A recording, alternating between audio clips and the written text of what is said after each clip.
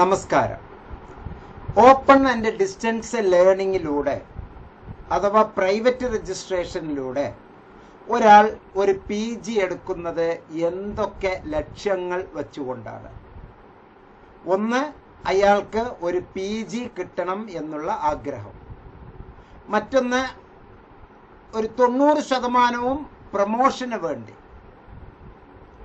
നല്ല ജോലിക്ക് വേണ്ടി, എന്തെങ്കിലും തരത്തിൽ ഉപജീവന മാർഗം കിട്ടുകയും ഇത്തിരി സ്റ്റാൻഡേർഡ് ആയിട്ട് പ്രവർത്തിക്കാനുമുള്ള ജ്ഞാന നിർമ്മാണത്തിനാണ്.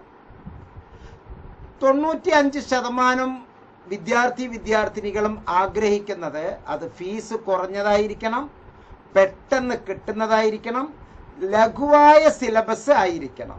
കട്ടിയുള്ള സിലബസ് ആയാൽ പോരാ, ലഘുവായ സിലബസ് ആയിരിക്കണം, പരീക്ഷ എളുപ്പമുള്ളതായിരിക്കണം, പെട്ടെന്ന് പരീക്ഷ കഴിയണം, സത്യസന്ധമായി നമുക്ക് റിസൾട്ട് കിട്ടണം.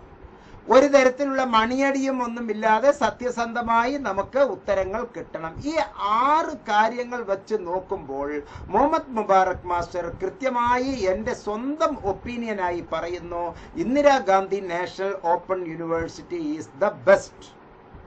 Sreenarayana Guru open university, it's a structure. Basically Sree Narayana Guru open യൂണിവേഴ്സിറ്റിയുടെ സ്ട്രക്ചർ വളരെ വളരെ നല്ലതാണ്. ഇഗ്നോയെ മാതൃകയാക്കുകയാണ് എന്ന രേഖയിൽ എഴുതി വയ്ക്കുകയും എന്നാൽ മാതൃകയല്ലാതെ സ്വയമേ എന്തൊക്കെയോ കാട്ടിക്കൂട്ടുന്നു. അതായത് ഹെഡ് ക്വാർട്ടേഴ്സിലുള്ള ഉദ്യോഗസ്ഥർ 95% ഡെയിലി വേജസ് കോൺട്രാക്ട് ബേസിലുള്ളവരാണ്.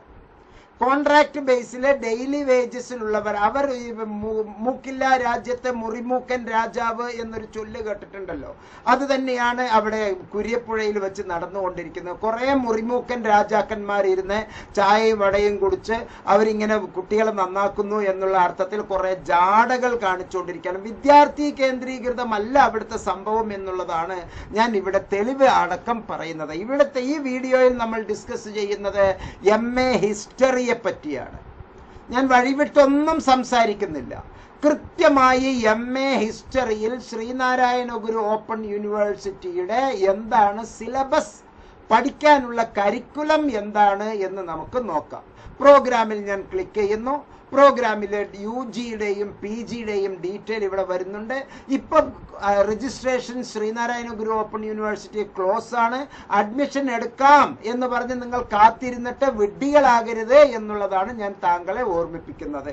PG പ്രോഗ്രാമില് നമുക്കിവിടെ മാസ്റ്റർ ഓഫ് ആർട്സ് ഹിസ്റ്ററി എന്നുള്ള പ്രോഗ്രാം എടുത്ത് കരിക്കുലം നമ്മൾ നോക്കുമ്പോൾ ഫസ്റ്റ് സെമസ്റ്ററിലെ, ഫസ്റ്റ് ഇയറിലല്ല കേട്ടോ, ഫസ്റ്റ് സെമസ്റ്ററിലെ history and theory, history of Kerala up to 1800 AD, history of early India selected themes, history of ancient societies and introduction to historical research. ഇങ്ങനെ 2, 4, 5 paper നമുക്ക് ഫസ്റ്റ് സെമസ്റ്ററിൽ പഠിക്കാനുണ്ട്.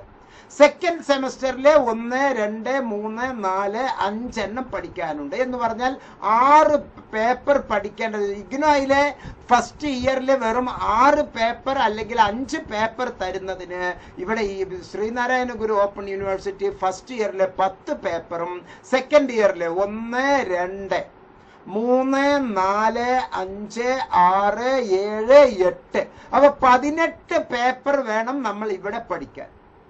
18 പേപ്പറിലൂടെയാണ് ശ്രീനാരായണ ഗുരു ഓപ്പൺ യൂണിവേഴ്സിറ്റിയിൽ നമ്മൾ പഠിക്കുന്നത്. അതേസമയം നമ്മൾ ഇഗ്നോയിലൂടെ നമ്മൾ പഠിക്കുകയാണ് എങ്കിൽ ഇന്ദിരാഗാന്ധി നാഷണൽ ഓപ്പൺ യൂണിവേഴ്സിറ്റിയിലെ വളരെ ചെറിയ നാമമാത്രമായ ഫീസും വെറും 4, 8 സബ്ജക്റ്റോടുകൂടി നമുക്ക് MA ഹിസ്റ്ററി പഠിക്കാവുന്നതാണ്. അത് ഏതൊക്കെയാണ് എന്നുള്ളത് ഞാൻ ഈ പ്രോസ്പെക്ടസിൽ തന്നെ താങ്കൾക്ക് പറഞ്ഞു തരുന്നു. 158 പേജിൽ നമുക്ക് പ്രോസ്പെക്ടസ് ലഭ്യമാണ്. 158 പേജ് ഇഗ്നോയുടെ പ്രോസ്പെക്ടസിലെ, ഇപ്പോൾ ഉള്ള ഈ പ്രോസ്പെക്ടസിലെ 158 പേജിലെ മാസ്റ്റർ ഓഫ് ഹിസ്റ്ററി എന്നുള്ളതിലെ ഫസ്റ്റ് ഇയറിലെ first semester 3, second semester 3, third സെമസ്റ്ററിലെ 3, ഫോർത്ത് സെമസ്റ്റർ 3, 4, 3, 12. അവിടെയാണെങ്കിൽ 10ഉം 12ഉം 22 പേപ്പർ നമുക്ക് പഠിക്കേണ്ടതുണ്ട്. ശ്രീനാരായണ ഗുരു ഓപ്പൺ യൂണിവേഴ്സിറ്റിയിൽ 22 എണ്ണം പഠിക്കുമ്പോൾ ഇവിടെ നമുക്ക് 3, 3, 3, 3, 12 പേപ്പർ പഠിച്ചാൽ മതി. പി ജിക്കൊക്കെ 10 പേപ്പർ കൂടുതൽ പഠിക്കുക എന്ന് പറഞ്ഞാൽ വട്ടാണോ എന്ന് പൊതുവെ നമ്മൾ എല്ലാവരും ധരിച്ചു പോകും. രണ്ടും 80 ക്രെഡിറ്റ് തന്നെയാണ് അവിടെയും ഉള്ളത്. ഇഗ്നോയിൽ പഠിപ്പിക്കുന്ന പേപ്പേഴ്സ് എന്തൊക്കെയാണ് എന്ന് നമുക്ക് കൃത്യമായി നോക്കാം. കാച്ചിക്കുറുക്കിയിട്ടാണ് അവിടെ തന്നിരിക്കുന്നത്. MHI 1 Ancient and Medieval Societies, Political Structure in India Through the Ages, History of Indian Economy 1 from earliest time to c 1700, Modern World, Social Structure in India Through the Ages.